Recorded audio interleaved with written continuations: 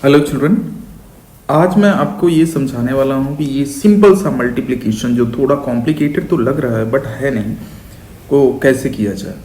तो इसको करने के लिए आपको करना क्या है कि यहाँ पर देखें तो जब भी मल्टीप्लाई करते हैं तो उसमें बेसिक रूल क्या है कि ये देखिए स्क्वायर रूट है, यहाँ कुछ भी मेंशन नहीं है तो आप ये मान के चलो कि 2 है, इसका जो रूट है, इसका पावर जो है वो 2 है, यानी ये स्क्वायर रूट है और ये क्यूब रूट है।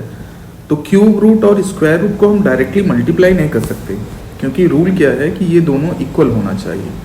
तो यहाँ पे देखा जाए तो या तो ये ऐसा होता कि √3 मल्टीप्लाइड बाई √2, देन इसकी वैल्यू आ जाती एक ही रूट में 3 × 2 और ये हो जाता √6।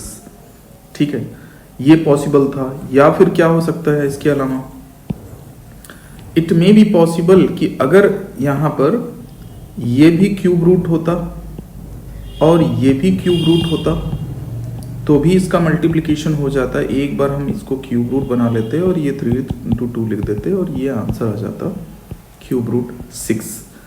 लेकिन इन दोनों में से कोई सिचुएशन नहीं है, सिचुएशन कुछ नहीं है। तो इस सिचुएशन को डील कैसे करेंगे, तो यहाँ पे देखिए कि ये cube root 3, square root 3 and cube root 2 लिखा हुआ है। ठीक है, तो पहला काम ये करना है कि इसकी जो पावर है या एक्सपोनेंट कर सकते हैं, ये यहाँ पर ये मान सकते हैं कि ये 2 है और यहाँ कुछ ना लिखा हो तो 2 माना जाता है। ठीक है, बेस जो है उसका। और यहाँ पे देखा जाए तो 3 हुआ, तो 3 और ये हुआ 2, तो 3 और 2 का एलसीएम हो जाएगा 6। तो हम एक अंडर रूट बनाएंगे और यहाँ लिख देंगे 6। ठीक है, अब इसके बाद क्या करेंगे, यहाँ देखा जाए तो इसकी पावर क्या थी, यहाँ पर क्या मेंशन था 2, तो 2 से हम डिवाइड करेंगे 6 को, तो 2 से अगर हम 6 को डिवाइड करते हैं तो ये हो जाएगा आएगा 3, तो हम लिख देंगे 3/3। ठीक है, अब यहाँ भी वही काम करेंगे, यहाँ पे हम क्या लिखेंगे, ये हो जाएगा 6 और इसके 2 के पावर में क्या लिखेंगे, 2 के पावर में हो जाएगा हमारा 6/3। ये 6 ये वाला 6 है और ये 3 ये वाला 3 है। ठीक है, वही बात यहाँ भी हो, इसको भी आप चाहो तो इसको लिख सकते हो 6/2। तो 6/2, 2 कहाँ से आया, 2 यहाँ पर। अब देखिए इसको बहुत सिंपल हो गया, यहाँ पे आया है 6 और ये है 3/3 और यहाँ पे देखा जाए तो ये आ रहा है 2, राइट। अब मल्टीप्लिकेशन बहुत इजी हो गया कि एक बार इसको हम लिख लेते हैं 6 और ये हो गया 3/3 और इधर हो गया 2/2। ठीक है, इसको मल्टीप्लाई अगर हम कर लें, मल्टीप्लिकेशन कर लें तो ये हो जाएगा 27 इज मल्टीप्लाइड बाई 4। ठीक है, 4 से मल्टीप्लिकेशन हो जाएगा, आ गया आंसर। ठीक है, I am sure it is quite clear. तो ये तरीका है इसके मल्टीप्लिकेशन का जब इसकी पावर्स सेम ना हो।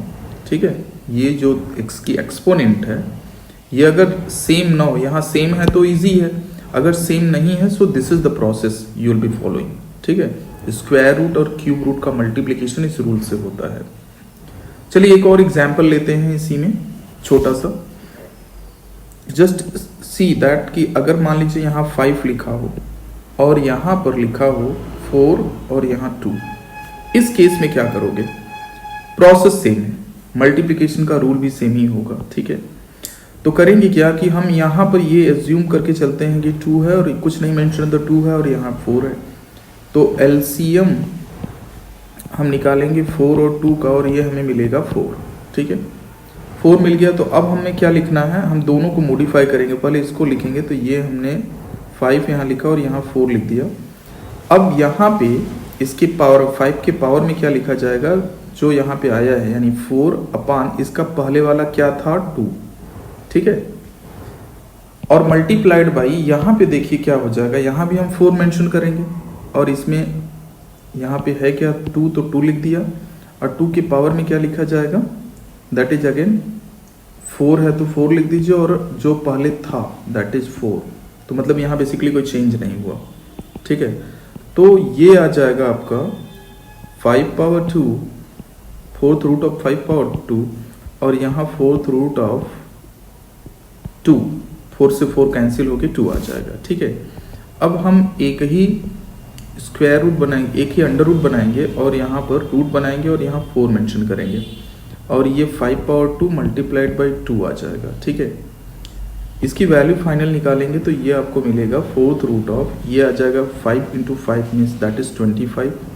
ठीक है, 25 इंटू 2 और ये वैल्यू आ गई under root 50, fourth root of 50, we can say fourth root of 50।